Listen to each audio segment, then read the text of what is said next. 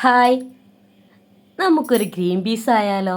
അത് നമ്മുടെ കോഴിക്കോട് ബീച്ചിലൊക്കെ കിട്ടുന്ന നല്ല കുരുമുളകിൻ്റെ ആ ഒരു എരിവും ആ ഒരു എന്താ പറയുക, മുട്ടൻ്റെ ഒക്കെ ആ ഒരു ടേസ്റ്റുള്ള ആ ഒരു തട്ടുപൊളിപ്പൻ ഗ്രീൻ പീസ്. അപ്പം ഞാനൊന്ന് ഉണ്ടാക്കി വെക്കാം, കൂടെ പോന്നോളി. നമ്മൾ ഗ്രീൻ പീസ് ആദ്യം തന്നെ വെള്ളത്തിലിട്ട് വെച്ചിട്ടുണ്ടായിരുന്നു. അതൊരു കുക്കറിലിട്ട് മഞ്ഞൾപ്പൊടി ഉപ്പിട്ട് വേവിച്ചെടുത്തു. ഒരു പാൻ അടുപ്പത്ത് വെച്ച് കരിവേപ്പിൻ്റെ ഇലയും ഉള്ളിയും ഒക്കെ ഇട്ടുങ്ങാണ്ട് ഒന്നങ്ങോട്ട് വാട്ടിയെടുത്തു. ഉള്ളി വാടി വരാനായിട്ട് നമ്മൾ കുറച്ച് ഉപ്പിനെ കണ്ട് ഇട്ട് കൊടുത്ത്. അപ്പോൾ അതിങ്ങനെ വാടി വന്നപ്പോൾ അതിലേക്ക് പച്ചമുളകിനെ കണ്ടിട്ട് പച്ചമുളകും ഒന്നങ്ങനെ മിക്സായി വാടി ഇങ്ങോട്ട് വന്നപ്പോൾ അതിലേക്ക് മഞ്ഞൾപ്പൊടി നമ്മുടെ ചിക്കൻ മസാല കണ്ടിട്ട് അതിൻ്റെ ആ പച്ചമണക്കണ്ട് വിട്ടപ്പോൾ അതിനൊക്കെ ഒന്നുണ്ട് അരിവൊക്കെ ഉണ്ടാക്കി ആ സെൻറ്ററിലേക്ക് ഒരു 4-5 കോഴിമുട്ടനാണ്ട് പൊട്ടിച്ച് പറഞ്ഞ്.